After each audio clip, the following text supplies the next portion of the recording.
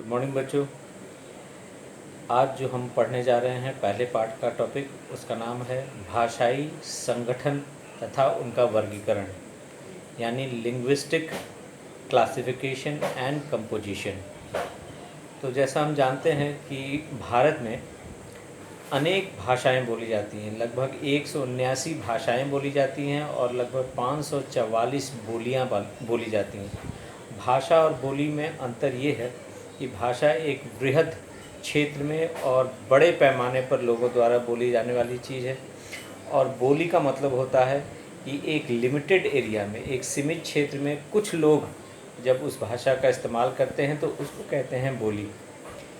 तो संपूर्ण भारत में एक रोज़मर्रा की चीज़ में या ऑफिसेज़ वगैरह में, कार्यालय वगैरह में हिंदी और अंग्रेज़ी भाषा ही बोली जाती है।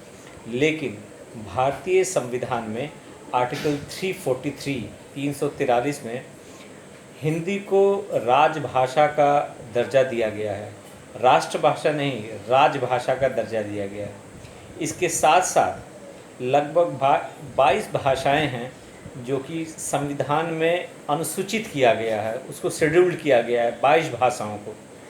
लेकिन मोटे तौर पर देखा जाए तो संपूर्ण भारत में कुछ ऐसी भाषाएं हैं जो वृहद क्षेत्र में बोली जाती हैं और बड़े पैमाने पर बोली जाती हैं, बड़े संख्या में लोगों द्वारा बोली जाती है। उसमें सबसे बड़ी भाषा जो है वो है हिंदी, यानी कि लगभग भारत में 41% लोगों द्वारा हिंदी भाषा बोली जाती है। उसके बाद बंगाली, मराठी, तेलुगु और तमिल भाषाओं का स्थान आता है। लेकिन कुछ भाषाएं ऐसी हैं जो कि बहुत कम सीमित क्षेत्र में और कम लोगों द्वारा बोली जाती है, जैसे तेलुगु है, जैसे संस्कृत है, बोडो है, मणिपुरी है। ये बहुत कम लोगों द्वारा बोली जाती है। तो भारत में जितनी भी भाषाएं बोली जाती हैं उसको मूल रूप से 4 भाषाई समूहों में बांटा जाता है। कितने भाषा समूह में? 4 भाषाई समूह में, 4 लिंग्विस्टिक ग्रुप्स में उसको बांटा जाता है, भारत में बोली जाने वाली संपूर्ण भाषाओं को।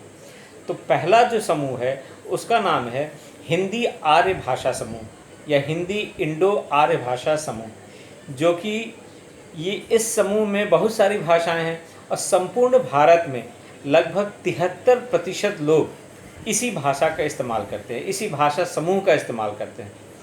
ये भाषा समूह जो है वो उत्तर प्रदेश, बिहार, राजस्थान, उड़ीसा, पश्चिम बंगाल, पंजाब, हरियाणा, दिल्ली, राजस्थान, महाराष्ट्र, गुजरात, गोवा, उड़ीसा, इन सब राज्यों में बोला जाता है।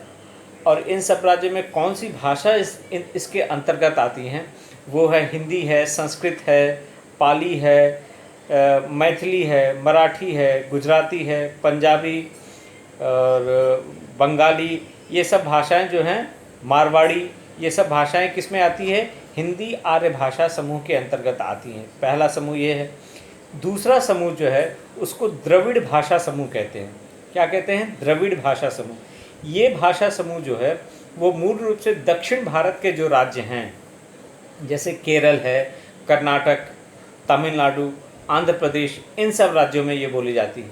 और इन राज्यों में जैसे केरल में क्या बोला जाता है? केरल में मलयालम बोला जाता है, कर्नाटक में कन्नड़ बोला जाता है, तमिलनाडु में तमिल बोला जाता है और आंध्र प्रदेश में तेलुगु बोला जाता है।